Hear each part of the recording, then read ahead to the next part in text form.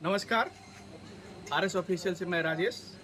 और आइए हम आपको आज मिलवाते हैं बहुत चर्चित जनप्रतिनिधि सरपंच के पद के अध्यक्ष हरिराम तिवारी जी से, और जानते हैं कि लैंड सर्वे पर जो रोक लगी है इसके पीछे सरकार की क्या मंशा है और इस पर सरकार क्या चाहती है।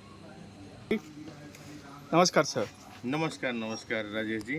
आपने बहुत अच्छा सर्वे के लिए पूरा हो हल्ला मचाया गया। उसके बाद मंत्री जी आते हैं और कहते हैं कि भाई 3 महीना के लिए इसको एक्सटेंड किया जाता है। इससे सरकार का मंसूबा तो साफ हो गया कि सरकार के पास कोई तैयारी नहीं है। लैंड सर्वे को लेकर सरकार के पास कोई तैयारी नहीं है, कोई स्ट्रेटजी नहीं है, कोई उसके पास विकल्प नहीं है।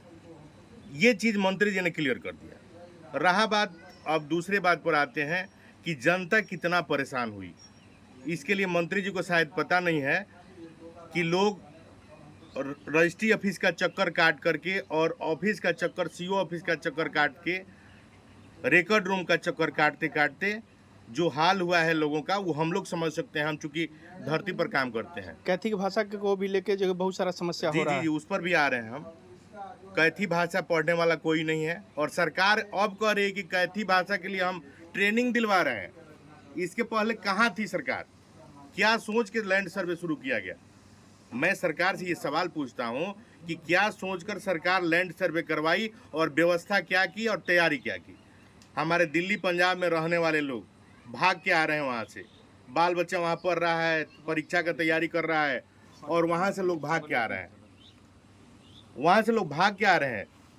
ट्रेनों में जगह नहीं मिल रहा है। पता नहीं कैसे कैसे लोग यहाँ पहुँच रहे हैं। और आप जब 2 महीना बीत गया तो आप कहते हैं कि 3 महीना के लिए इसको स्थगित किया गया। क्या मतलब है? मुझे तो नहीं लगता है कि सरकार का कोई जो मंशा क्लियर है। जो आप पूछ रहे हैं कि सरकार की क्या मंशा है, सरकार का कोई मंशा क्लियर नहीं है और इतना जल्दी इन लोग से कुछ नहीं होने वाला है। कोई व्यवस्था नहीं है।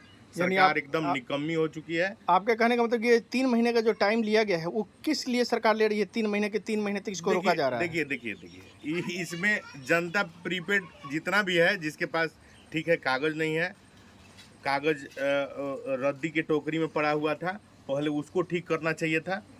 मान लीजिए छपरा रिकॉर्ड रूम का स्थिति जाके आप देखिएगा, एक दिन में 10-10 हज़ार आवेदन हो रहे हैं। 10,000 और मनमाने ढंग से पैसा लिया जा रहा है। मनमाने ढंग से किसी से 10,000, किसी से 20,000। और हम लोग सुन रहे हैं, देख रहे हैं, यहाँ सीओ के यहाँ व्यवस्था है कि आपका नंबर जो है ऑनलाइन छूट गया है, आप इतना रुपया दीजिएगा तो आपका ऑनलाइन चढ़ेगा। ये व्यवस्था है। और सरकार इस पर, हम दिलीप जायसवाल जी कल बोल रहे थे कि मैं सीओ को तलब किया था, कोई बर्दाश्त नहीं किया जाएगा। तो आपने ये 3 महीना क्या किया? सीओ का ट्रेनिंग नहीं कराया, सीओ को आपने नहीं बताया कि जनता से कैसा बिहेवियर करना है। आप अंचल में चले जाइए। साधारण हम लोग तो एक प्रतिनिधि हैं, जब हम लोग का काम नहीं हो रहा है तो साधारण और गरीब गुरबों का काम कैसे होगा? ये सरकार की स्थिति बनी हुई है। यानी कुल मिला के ये होता है कि ये 3 महीने के बाद भी फिर वही समस्या रहेगी जो आज है। बिल्कुल, उसमें कोई सुधार नहीं होने वाला है और सरकार का मंसूबा जो है वो नगण्य है। इसमें कोई तैयारी नहीं है, कोई प्लानिंग नहीं है, बिना सिर पैर का काम कर रहा है लोग। और मुझे नहीं लगता है कि फिर 3 महीना के बाद कुछ होने वाला है। धन्यवाद। Thank you sir.